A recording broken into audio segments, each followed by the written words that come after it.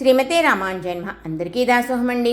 ఈరోజు ధనుర్మాసంలో 4వ రోజు. ఈరోజు పాసురంలో గోదాదేవి పర్జన్య దేవుణ్ణి మేఘుణ్ణి వర్షాన్ని కురిపించమని ఆదేశిస్తోంది. ఆంతర్యంలో భగవత్ సంశ్లేషం తమకు కలిగించమని ఆచార్యుల్ని అర్థిస్తోంది. మేఘుణ్ణి సాగరం మధ్యలోకి వెళ్ళి తనివి తీరగా నీటిని త్రాగి ఆ పైన వర్షాన్ని కురిపించమంటోంది. అలాగే ఆచార్యులు కూడా శృతి సాగరంలోని సారతమమైన బ్రహ్మని గురించి తాను ఎరిగి తర్వాత ఆ పైన బోధిస్తారు ఇతరులకి. పరమాత్మ చేతిలో చక్రంలా మెరవమంటోంది మేఘుణ్ణి. ఆచార్యులు కూడా తమ జ్ఞాన అనుష్ఠానాలతోటి తమ తేజస్సుతోటి భగవంతుడి సాక్షాత్కారాన్ని పొంది మెరుస్తారు. చక్రం పరమాత్మకి ఏ ఆపద కలుగుతోందో అని ఎప్పుడూ గిరిగిరా తిరుగుతూ ఉంటుంది. అలాగే ఆచార్యులు కూడా పరమాత్మకి ఏ ఆపద కలగకుండా ఎప్పుడూ మంగళాశాసనం చేస్తూ ఉంటారు. శంఖంలా గర్జించమంటోంది మేఘుణ్ణి.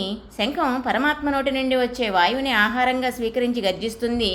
అలాగే ఆచార్యులు కూడా భగవంతుడి నిశ్వాస రూపంగా వెలువడే వేదాల్ని లేదా ప్రణవాన్ని ఉచ్చరిస్తారు ఆచార్యులు. అదే గర్జన. పరమాత్మ చేతులని సారంగం అనే విల్లు నుంచి వచ్చిన బాణాల వర్షంలా వర్షాన్ని కురిపించమంటోంది మేఘుణ్ణి. ఆచార్యులు కురిపించేది భగవద్గుణ అనుభవ వర్షం, భగవత్ కారుణ్యామృత వర్షం. మరి ఆచార్యులు అంటే భగవద్ రామానుజులే. మరి మన పాలకొల్ల అష్టభుజి లక్ష్మీనారాయణ స్వామి వారి సన్నిధిలోని ఆండాళ్లమ్మ జడలో ఈరోజు భగవద్ రామానుజులు అలంకారంగా వేయించేసి ఉన్నారు.